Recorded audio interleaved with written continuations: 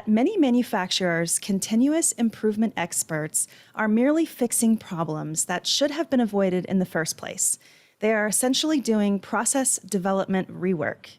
How much better would it be if the process were designed to be lean from the get-go?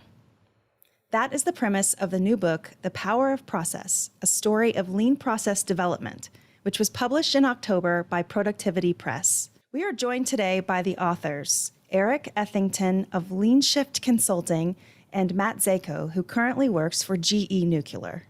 Okay, so your book details a 6-con model for process development. What are the 6 cons? Should we split these up, Eric? You want me to do the first 3 and then... Yeah, why? Yep, let's do it that way. So very simply, 6 con. The C-O-N part is just the first 3 letters of each word, but there's 6 key frames, we like to think of them, that you have to go through to develop any process, not just manufacturing. It could be, again, a service, healthcare, et cetera. Eric and I have been fortunate to work in many different industries and companies all over the world, and that's how we came up with this model, this framework.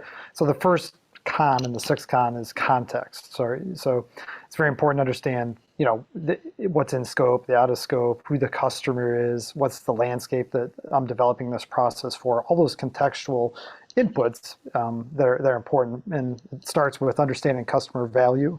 And but that's where that first context comes from. So once you have that, the next frame is really concepts. Okay, what are the options, alternatives, ideas that I can come up with to meet the customer's need here? And that's the concepts part. We want to explore multiple concepts, right, outside the box, et cetera, and we eventually want to narrow those down. And that's where the next con, the third con, is converge. We start to narrow those original concepts down as we learn more, we test them out. If we have ideas, we want to do fast learning cycles and mock things up, build things real fast. We don't want to pick a winner out of the gate and then find out, a few months before launch that it's the wrong approach. So again, context, concepts, and then start to narrow with the converge. And with that, we go to the next con. Yeah, and so after that, now that you have something you've converged on, then the next con is configure.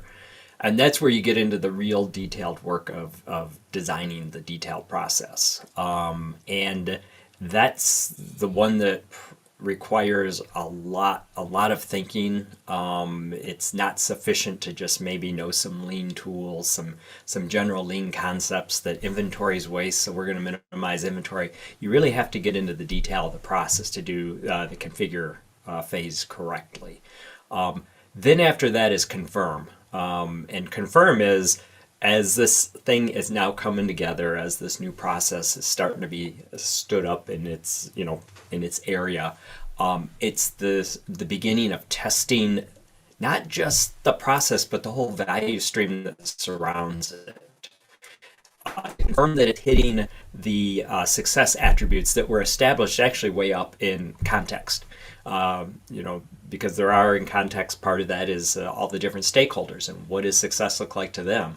And so you're looking at, is this thing on track to do that? And so it involves some cycles of learning around running, whether it's the whole value stream or critical risk areas of the value stream, but running different aspects, running experiments, and exercising that value stream to kind of find the problems before start of production, because you will eventually find the problems. It's just a lot better if you find them before start of production. And then after confirm is, it kind of circles back to something we mentioned earlier, is you come back to continuous improvement. There is no such thing as steady state. A system is either being improved or it's degrading. And that's just because there's so many things in the environment that are maybe changing. Volumes are changing, people's skills are going up and down, new employees, people retire, things like that. You end up with, maybe part variation, supplier changes, all these things out there, competitors bringing other products online. And so if you're not putting energy into the system to improve it, it's degrading. And so the bottom line is continuous improvement is still a portion of this, and it's critical. It's, again, as we said earlier, we are just really trying to get people to think, hey, how do we do a lot of this stuff better up front? So when we get to continuous improvement, it is taking this great system that we've just designed and implemented and now maintaining and maybe taking it to a next level.